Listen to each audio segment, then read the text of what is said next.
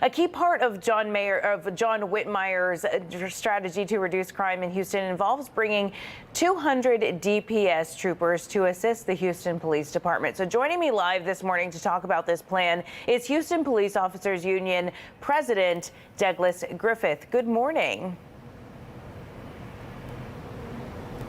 I think we're having some audio trouble. Do we have audio? It's probably a user error. There we go. Yeah, we got you.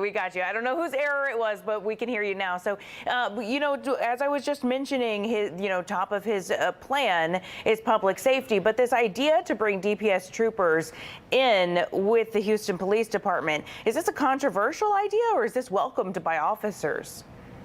I don't believe it's a controversial idea. Any time we can get some help on the streets is always good.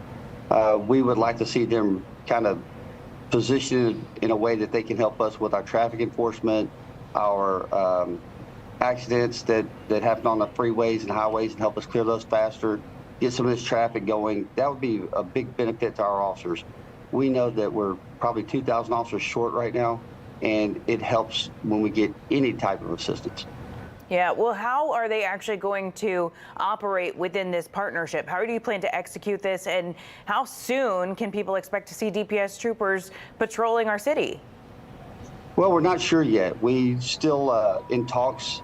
I believe the mayor is going to meet with a bunch of our local partners on Thursday, and we'll know more then. I think as long as we work together, we can get a lot of things accomplished here in the city. Yeah, I mean, I like to hear that you're open to working together and open to tackling this issue. But, DPS troopers, they have been used in other cities. They were used in Austin and in Dallas, and that did spark concerns about racial profiling. In Austin, the Travis County Attorney's Office released statistics showing that nearly 90% of those arrested by troopers on misdemeanor charges were Black or Latino. So are there plans in place to avoid that issue? Is that something that you're looking at already? Well, that's something that we have to address. But when you look at it, think about it, and really dig into the numbers, you have to see that most crime is happening in low-income neighborhoods. And unfortunately, those are predominantly Hispanic and Black. So it lends itself to the fact that when you go into those areas, and you're going to have a higher arrest rate. It has nothing to do with racial profiling or anything else. It has to do, you go where the crime is. And sadly, our Black and Latinos live in low-income areas. We have to find a way to address that issue. Then we'll get rid of some of these diverse issues. Okay, so the use of DPS troopers to assist Houston police. Do you plan on this being a short-term strategy? Or I know that you said that there's a lot that needs to be discussed, but is this a plan for short-term, or are there more long-term solutions that you know of? Well, understand, I don't run a department. I'm part of the union, and we don't get into those weeds. That's between the mayor and the chief. Now, again, we hope that we can get DPS. We hope we can get all the 37 other municipalities to sign on and work with us so we can have a collaborative effort and take care of the city of Houston. And that's our main goal, is to bring crime down. The citizens of Houston deserve a good, safe place to live. Mm-hmm. Well, I mean, I think anybody listening would agree with you, but, and I know that you don't work, I know that you're just representing the Houston Police Officers Union, but what do you hope to see, like, say, a year from now? What do you expect to be the results of something like this?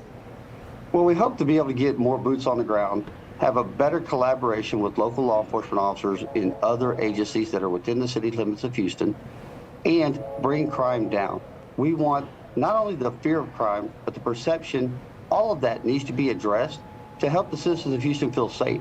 And that's our main goal.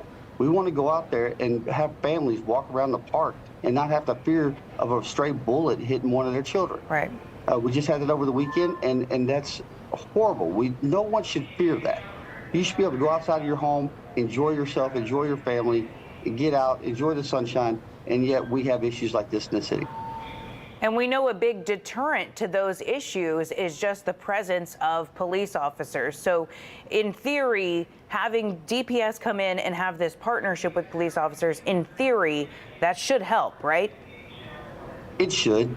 And understand, Houston is in a strange position.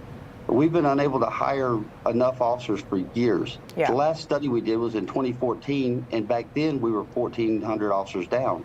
So you look at today, we've got 250,000 more people in the city of Houston, and we have 300 officers less today than we did in 2014.